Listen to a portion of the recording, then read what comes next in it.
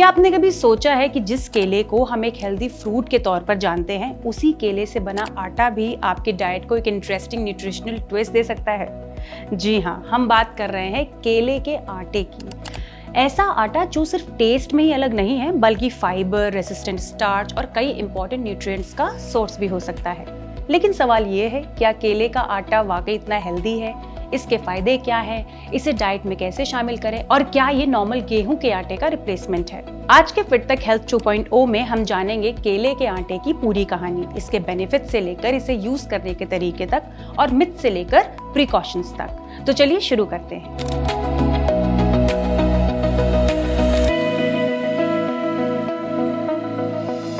Part 1 में जानते हैं क्या है केले का आटा। सबसे पहले समझते हैं कि केले का आटा आखिर बनता कैसे है। आमतौर पर कच्चे या ग्रीन केले को सुखाकर और फिर पीसकर केले का आटा तैयार किया जाता है। यानी केले को एक ऐसे फॉर्म में कन्वर्ट किया जाता है जिसे हम डिफरेंट रेसिपीज में यूज कर सकते हैं। राइप केले की तरह इसका टेस्ट बहुत स्वीट नहीं होता, इसलिए केले के आटे को सिर्फ डेजर्ट्स में ही नहीं बल्कि चीला, डोसा, पैनकेक, रोटी और बेकिंग रेसिपीज में भी यूज किया जा सकता है। और केले के आटे की सबसे इंटरेस्टिंग न्यूट्रिशनल क्वालिटीज में से एक है रेसिस्टेंट स्टार्च। पार्ट 2 में आते हैं रेसिस्टेंट स्टार्च आखिर होता क्या है। अब रेसिस्टेंट स्टार्च नाम थोड़ा टेक्निकल जरूर लगता है, लेकिन इसे सिंपल लैंग्वेज में समझते हैं। रेसिस्टेंट स्टार्च एक टाइप का कार्बोहाइड्रेट है जो स्मॉल इंटेस्टाइन में पूरी तरह डाइजेस्ट नहीं होता और लार्ज इंटेस्टाइन तक पहुंच सकता है। वहां ये गट बैक्टीरिया के लिए फूड सोर्स की तरह काम कर सकता है। इसी वजह से रेसिस्टेंट स्टार्च को गट हेल्थ और डाइजेस्टिव हेल्थ के कॉन्टेक्स्ट में काफी इंटरेस्टिंग माना गया है। और कच्चे केले से बने आटे में रेसिस्टेंट स्टार्च रिलेटिवली अच्छी क्वांटिटी में हो सकता है। लेकिन एक इंपॉर्टेंट बात यह है कि केले का आटा कोई मैजिक फूड नहीं है। सिर्फ इसे डाइट में शामिल कर लेने से गट हेल्थ ओवरनाइट परफेक्ट नहीं हो जाती है। आपकी ओवरऑल डाइट में फ्रूट्स होने चाहिए, vegetables, fibre rich foods, adequate hydration और हेल्दी लाइफस्टाइल बहुत जरूरी है। अब बात करते हैं केले के आटे का पहला फायदा। सबसे पहले बात करते हैं गट हेल्थ की। केले के आटे में मौजूद रेसिस्टेंट स्टार्च और डाइटरी फाइबर डाइजेस्टिव हेल्थ को सपोर्ट कर सकते हैं। रेसिस्टेंट स्टार्च गट के बेनिफिशियल बैक्टीरिया के लिए एक सबस्ट्रेट की तरह काम कर सकता है। इस प्रोसेस में कुछ short chain fatty acids produce होते हैं जो गट एनवायरनमेंट के लिए इंपॉर्टेंट माने जाते हैं। इसलिए अगर आप अपनी डाइट में फाइबर और रेसिस्टेंट स्टार्च के डिफरेंट सोर्सेस ऐड करना चाहते हैं तो केले का आटा एक ऑप्शन हो सकता है। लेकिन यहाँ एक और प्रैक्टिकल टिप बहुत जरूरी है जानना।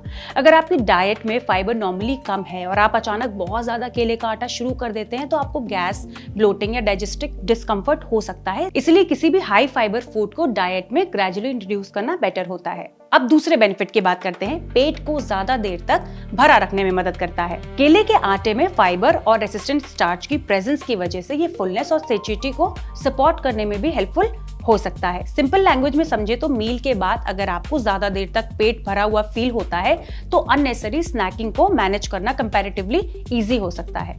और जब बार बार कुछ खाने की क्रेविंग या अननेसेसरी स्नैकिंग कम होती है तो ओवरऑल डाइट को मैनेज करना इजियर हो सकता है। लेकिन यहाँ एक इंपॉर्टेंट मिसकॉन्सेप्शन दूर करना बहुत जरूरी है। केले का आटा वेट लॉस फूड नहीं है। वेट मैनेजमेंट किसी एक इंग्रेडिएंट पर डिपेंड नहीं करता है। आपकी total calorie intake, physical activity, sleep और ओवरऑल ईटिंग पैटर्न सब मिलकर वेट मैनेजमेंट में एक रोल प्ले करते हैं। न्यूट्रिएंट्स का भी बहुत बड़ा सोर्स है ये। अब बात करते हैं न्यूट्रिशन की। केले में नेचुरली कई न्यूट्रिएंट्स पाए जाते हैं और केले के आटे में भी कुछ इंपॉर्टेंट माइक्रो न्यूट्रिएंट्स मिल सकते हैं। इसमें जैसे कि पोटेशियम हो गया, मैग्नीशियम और विटामिन B6 जैसे न्यूट्रिएंट्स की प्रेजेंस हो सकती है। हालांकि एग्जैक्ट न्यूट्रिशन वैल्यू केले की वैरायटी और प्रोसेसिंग मेथड के अकॉर्डिंग वेरी कर सकती है।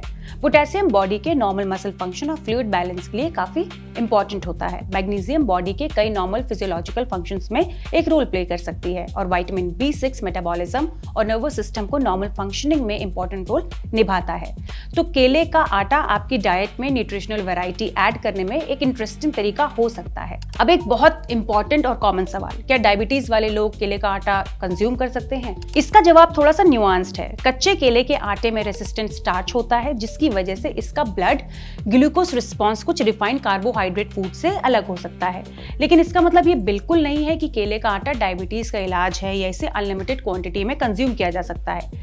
डायबिटीज मैनेजमेंट में portion size, total carbohydrate intake, meal composition और इंडिविजुअल ब्लड शुगर रिस्पॉन्स सारी चीजें इंपॉर्टेंट रोल प्ले करती हैं। अगर आपको डायबिटीज है या आप ब्लड शुगर मैनेज कर रहे हैं तो अपनी डाइट में मेजर चेंजेस करने से पहले डॉक्टर या रजिस्टर्ड डाइटिशियन की एडवाइस लेना बेटर है। अब जानते हैं कि केले के आटे को कैसे यूज करें। केले के आटे को खाएं कैसे? क्या इसका मतलब है कि घर का गेहूं का आटा हटाकर अब सिर्फ केले का आटा ही यूज करना है? बिल्कुल नहीं, ऐसा बिल्कुल नहीं है। केले के आटे को आप अपनी रेगुलर डाइट में एक एडिशनल इंग्रेडिएंट या फ्लावर ब्लेंड की तरह इंट्रोड्यूस कर सकते हैं, जैसे कि केले के आटे के पैनकेक्स। केले के आटे से पैनकेक्स बनाए जा सकते हैं। इसमें मिल्क, एग और सूटेबल ऑल्टरनेटिव के साथ सिनेमन, नट्स या सीड्स ऐड करके न्यूट्रिशियस ब्रेकफास्ट ऑप्शन बनाया जा सकता है। दूसरा है चीला। केले के आटे को दूसरे फ्लावर्स के साथ कंबाइन करके सेवरी चीला भी बनाया जा सकता है। इसमें वेजिटेबल्स ऐड कीजिए और ब्रेकफास्ट या इवनिंग स्नैक के लिए एक इंटरेस्टिंग ऑप्शन तैयार। तीसरा है डोसा। आप डोसा बैटर में भी केले के आटे का कुछ पोर्शन एक्सपेरिमेंट कर सकते हैं, लेकिन प्रपोर्शन इंपॉर्टेंट है क्योंकि केले के आटे का टेक्सचर राइस बैटर से डिफरेंट होता है। चौथा है रोटी। क्या केले के आटे की रोटी बन सकती है? क्यों नहीं बन सकती है, लेकिन सिर्फ केले के आटे से ट्रेडिशनल गेहूं की रोटी जैसे इलास्टिसिटी और टेक्सचर मिलना जरूरी नहीं है, इसलिए इससे दूसरे फ्लावर्स के साथ ब्लेंड करके यूज करना ज्यादा प्रैक्टिकल हो सकता है। पांचवा है बेकिंग। केले का आटा मफिन्स, पैनकेक्स और कुछ बेक्ड रेसिपीज में भी यूज किया जा सकता है। यहाँ भी रेसिपी के बाकी इंग्रेडिएंट्स पर ध्यान देना बहुत जरूरी है। अब बात करते हैं स्मूदी में केले का आटा। एक और इंटरेस्टिंग यूज है इसका, स्मूदीज। केले के आटे की स्मॉल क्वांटिटी स्मूदी में ऐड की जा सकती है, लेकिन यहाँ एक कॉमन मिस्टेक से बचना बहुत जरूरी है। अगर स्मूदी में पहले से ही बनाना है, हनी है, डेट, शुगर और स्वीटेंड इंग्रेडिएंट्स हैं और उसके ऊपर केले का आटा भी ऐड कर दिया तो रेसिपी का ओवरऑल कार्बोहाइड्रेट और कैलोरी कंटेंट काफी बढ़ सकता है। इसलिए हेल्दी स्मूदी का मतलब ये नहीं है कि हर हेल्दी इंग्रेडिएंट एक साथ डाल दीजिए। सिंपल रखिए और बैलेंस रहिए। अब सवाल, कितने केले का आटा? इसका कोई यूनिवर्सल फिक्स अमाउंट नहीं है जो हर पर्सन के लिए सूटेबल हो। आपकी एज, आपका activity level, overall diet, health condition और डाइजेस्टिव टॉलरेंस इसमें बहुत बड़ा रोल प्ले करती है। अगर आप पहली बार केले का आटा ट्राई कर रहे हैं तो स्मॉल क्वांटिटी से शुरू करना सेंसिबल अप्रोच है, और क्योंकि इसमें फाइबर और रेजिस्टेंट स्टार्च हो सकता है तो एडिक्वेट वाटर इनटेक भी बहुत इंपॉर्टेंट है। अपने बॉडी के रिस्पॉन्स को ऑब्जर्व कीजिए। अगर आपको ब्लोटिंग हो रही है, एक्सेसिव गैस हो रही है, डाइजेस्टिव डिस्कम्फर्ट फील हो रहा है तो क्वांटिटी रिड्यूस करके देखिए। अब बात करते हैं सबसे बड़ी गलती की, इसे सुपर फूड समझ लेना। केले के आटे को लेकर सबसे बड़ी गलती क्या हो सकती है? किसी एक फूड को मिरेकल फूड समझ लेना। केले का आटा न्यूट्रिशियस हो सकता है, लेकिन अगर आप उसे पैनकेक्स बना रहे हैं और ऊपर से रिफाइंड शुगर डाल रहे हैं, चॉकलेट सिरप ऐड कर रहे हैं और हाई कैलोरी टॉपिंग्स भी बना ले रहे हैं, तो सिर्फ केले का आटा यूज करने से पूरी रेसिपी हेल्दी नहीं बन जाती है। इसी तरह केले का आटा खाऊंगा और वेट ऑटोमेटिकली कम हो जाएगा, ऐसा नहीं है। हेल्थ किसी एक फूड से नहीं बनती है। हेल्थ बनती है बैलेंस डाइट से, रेगुलर फिजिकल एक्टिविटी से, एडिक्वेट स्लीप से और कंसिस्टेंट हेल्दी हैबिट्स से। अब जानते हैं कि किसको सावधानी रखनी चाहिए। केले का आटा एक फूड इंग्रेडिएंट है, लेकिन हर इंडिविजुअल का रिस्पॉन्स डिफरेंट हो सकता है। अगर आपको डाइजेस्टिव इश्यूज हैं, किसी फूड से एलर्जी है या इंटॉलरेंस है, तो आप किसी मेडिकल कंडीशन के लिए स्पेसिफिक डाइटरी रेस्ट्रिक्शंस फॉलो कर सकते हैं। तो अपनी डाइट में मेजर चेंजेस करने से पहले हेल्थ केयर प्रोफेशनल से कंसल्ट करना बेटर है। और मार्केट से पैकेज्ड केले का आटा खरीदते वक्त इंग्रेडिएंट लिस्ट और न्यूट्रिशन लेबल जरूर चेक करें। ऐसा प्रोडक्ट चूज करें जिसमें अननेसेसरी एडेड शुगर या अनवांटेड इंग्रेडिएंट्स ना हो।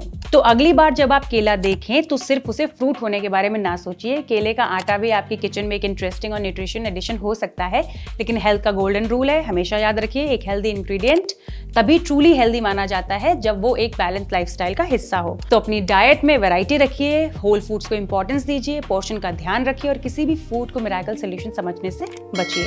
मैं हूं अंशिका और आप देख रहे हैं फिट तक। मिलते हैं अगले एपिसोड में। Bye bye. वेट, लाइफस्टाइल के लिए 10 अलग पेजेस क्यों फॉलो करना? Health, fitness, yoga, mental wellness, सब कुछ एक ही जगह, Fit Tak. Simple tips, expert insights, real conversations. Life upgrade करो easy way. Watch only on Fit Tak YouTube.